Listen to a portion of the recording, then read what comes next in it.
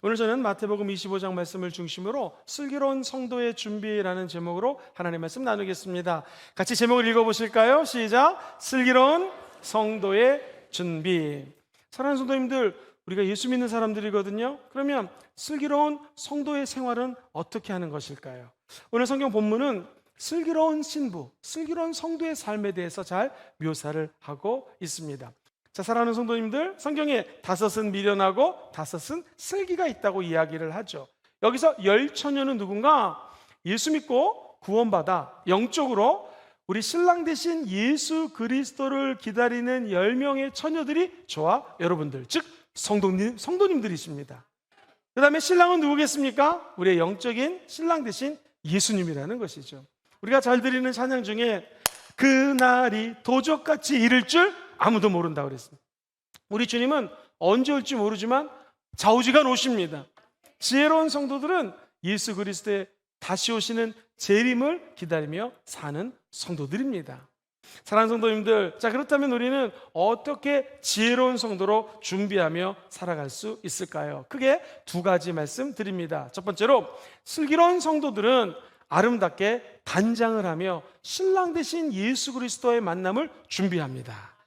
우리나라에서도 신부들은 결혼식 날 전통 혼례를 드릴 때 아름답게 치장을 합니다. 먼저 속옷은 단속옷이라는 것을 입고요, 그 위에 속치마 입고, 그 다음엔 아름다운 무지개 치마, 그 위에다가는 남치마 또 입고요, 그 다음에 울긋불긋한 화롯을 입고 머리에다가는 용잠을 꽂고 화관을 쓰고 갖가지 폐물로 아름답게 장식을 했습니다. 마치 왕비처럼 장식을 하고 단장을 하고 신랑을 맞이했습니다. 자, 그렇다면 예수 믿는 저와 여러분들은 뭘 단장하라는 말입니까? 먼저 우리 속에 옷을 입어야 됩니다. 이 속옷을 준비해야 되는데 골로새서 3장 12절에 우리가 입어야 될 속옷에 대해서 말씀을 합니다. 같이 한번 어떤 속옷을 입어야 되는가 읽어보겠습니다. 시작!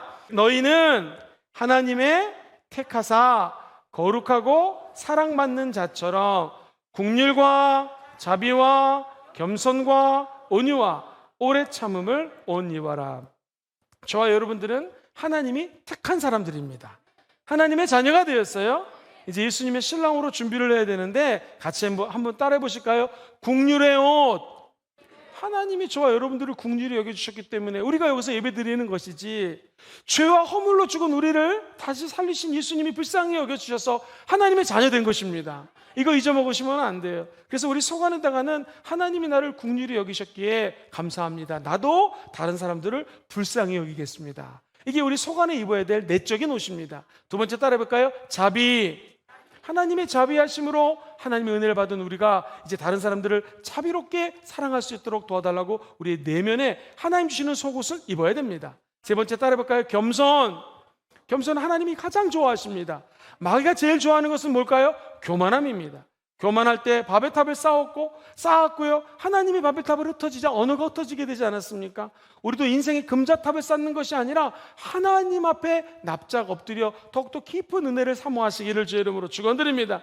내면의 옷의 아름다운 옷은 겸손입니다. 4번째 따라해볼까요? 온유.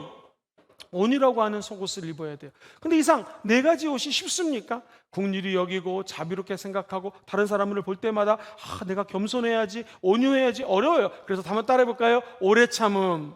이게 잘 그냥 안 입어집니다. 그래서 하나님은 성령 안에서 우리가 오래 참을 수 있도록 성령의 열매를 맺게끔 기도하라는 것이죠. 진짜 멋있는 사람은 겉옷을 반들반들하게 입는 것이 아니라 속을 알차게 입는 사람입니다. 육신의 것도 그런데 영적으로 저와 여러분들이 속옷을 준비하시기를 주의 이름으로 축원드립니다. 자, 그렇다면 속옷만 준비해야 될까요? 아니요, 겉옷도 준비해야 됩니다. 자, 우리 예수 믿는 저와 여러분들이 2번째로 어떤 겉옷을 준비해야 될까요? 골로새서 3장 15절 말씀, 우리에게 주신 하나님의 2가지 겉옷이 있습니다. 시작! 그리스도의 평강이 너희 마음을 주장하게 하라.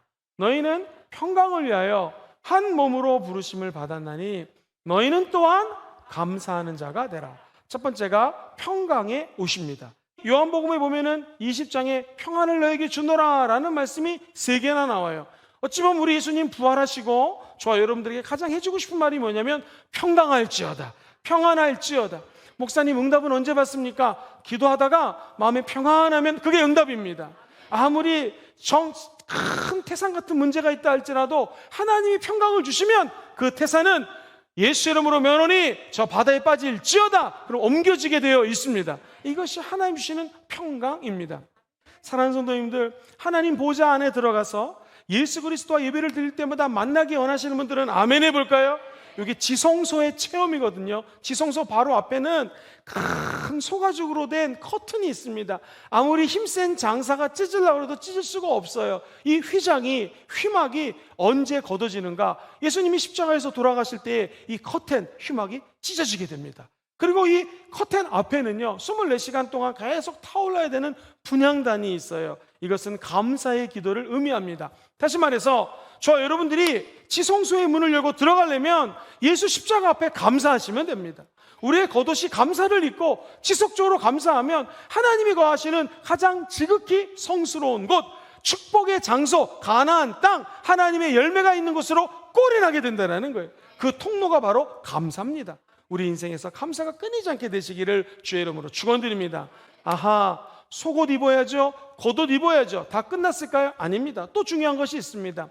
허리에 띠를 둘러야 된다는 것입니다. 이것이 무슨 띠인가? 사랑의 띠입니다. 같이 읽어볼까요? 시작. 사랑의 띠를 두릅니다. 골로새서 3장 14절은 이렇게 얘기하죠. 시작. 이 모든 것 위에 사랑을 더하라. 이는 온전하게 매는 띠라는 거예요. 이 모든 것이 무엇입니까? 아까 말씀드렸던 긍휼, 자비, 겸손, 온유, 그리고 이것이 잘 안 되니까 성령 안에서 오래 참아야 돼요. 속옷입니다. 이 위에다가 사랑의 띠를 띄우라는 것입니다. 겉옷이 뭐였습니까? 하나님 주시는 평강의 옷, 감사의 옷을 입고 난 다음에 허리에다가 하나님이 십자가 아들이 저와 여러분들을 위해 죽기까지 사랑하신 그 사랑의 띠를 매라는 것입니다. 그러면 원수 마귀가 우리의 믿음의 옷을 벗길 수가 없는 것입니다. 신부로 단장할 때 감사의 옷을 입고 난 다음에 사랑으로 그 감사를 꽁꽁 묶어두시게 되기를 주의 이름으로 축원드립니다. 두 번째로 우리 예수 믿는 사람들은 또 뭘 준비를 해야 될까요? 같이 읽어보죠. 시작. 슬기로운 성도는 미리 준비합니다. 슬기롭다라는 것을 헬라어 원어를 이렇게 번역을 합니다. 생각이 깊다, 사려가 깊다, 주의를 기울이다, 바른 마음을 가진 그 상태를 우리는 이 슬기로운 상태라고 얘기를 합니다. 슬기로운 사람이 되기 원하시면 하면 아멘 해볼까요? 인생을 고민하고 생각하고 막 고려해 보니 슬기로운 사람은 저 미래를 향하여 준비해야 될 것이 세 가지가 있다는 거예요. 첫 번째, 한번 따라해 볼까요? 등을 준비합니다. 시작. 등을 준비합니다. 오늘 열처녀는 똑같이 등을 준비했습니다. 등이라는 것은 헬라어로 람파도스라는 단어를 쓰는데 이 람파도스라는 헬라어가 영어의 램프에 영향력을 끼치게 됩니다. 등은 신앙의 외형적인 모습이에요. 등을 들고 있다, 우리 외적인 모습을 표현하는 것입니다. 예수 믿는 사람들은 누가 봐도 성도처럼 보여야 됩니다. 신자 같다, 예수를 닮아가는 사람이다 라는 말을 듣게 되시기를 주의 이름으로 소망합니다. 주님은 이 등에도 관심이 많지만 더 중요한 건 기름입니다. 사람은 겉을 보지만 하나님은 우리의 마음의 중심을 봅니다. 그래서 기름이라고 하는 것은 뭐냐면 우리 내면의 세계예요. 이 기름은 성령을 준비한 성도, 즉 성령의 불을 상징합니다. 성령의 불꽃이 끊이지 않을 수 있도록 기도하시고 예배하는 저와 여러분들이 다 되시기를 다시 한번 주의 이름으로 축원드립니다. 만약 어떤 사람이 등도 준비됐어요, 기름도 가득 채운 그릇이 있어요. 그런데 만약에 이 등에다가 불을 지피지 않으면 무용지물입니다. 그래서 중요한 것이 불을 밝히셔야 된다는 거예요. 불은 빛을 의미합니다. 빛을 밝히셔야 돼요. 성소에 들어가면 껌껌합니다. 그런데 왼편에 7개의 촛불이 타오릅니다. 껌껌한 곳에 제사장이 가서 7개의 촛불을 탁 붙이면 온 성소가 다 환해집니다. 재미있는 것은 이렇게 가운데 메라노라고 해서요, 기름은 가운데다 붓습니다. 그러면 이렇게 연결되어 있는 총 7개의 촛불이 점화가 됩니다. 중요한 것은 기름이 꽉 차 있어도 불을 붙이지 않으면 촛불이 점화가 안 돼요. 사랑하는 성도님들, 성령의 불이 임해서 우리 인생에, 우리 내면에 있는 성소에 불이 가득 비치게 되기를 주의 이름으로 축원드립니다. 불이 들어오면 어둠이 떠나가게 되어 있습니다. 여러분의 질병이 우리 안에 들어왔다가 성령의 빛을 보고 물러나가게 되어 있습니다. 어떤 영적인 전쟁도 성령의 빛과 불이 임하는 곳에는요, 승리의 깃발을 휘날리게 될 것입니다. 성령의 불을 밝히는 자들마다 좋은 일이 일어나게 됩니다. 요한계시록 22장 20절을 보니 내가 너에게 속히 오리라. 그럼 우리는 어떻게 주님 오심을 예비하고 준비할 수 있을까요? 성령이 주시는 생수를 준비하셔야 됩니다. 요한복음 7장 37절 이하를 같이 한번 읽어보겠습니다. 시작. 명절 끝날 곧 큰 날에 예수께서 서서 외쳐 이르시되 누구든지 목마르거든 내게로 와서 마시라.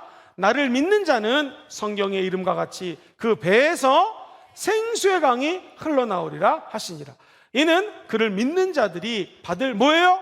성령을 가리킨다라는 거예요. 사랑하는 성도님들, 우리 저와 여러분들의 영혼의 배에서 생수의 강물이 넘쳐나기를 주의 이름으로 축원드립니다. 여러분 준비하셔야 됩니다. 등을 준비하셔야 됩니다. 그리고 그 안에 기름까지 다 준비하십시오. 무엇보다도 내 인생의 등불 앞에 하나님이 주시는 성령의 불로 점화시키셔서 이 세상에 빛의 사사들이 되시고 하나님의 놀라운 복음을 땅끝까지 증거하는 여러분들 되시기를 주의 이름으로 축원드립니다.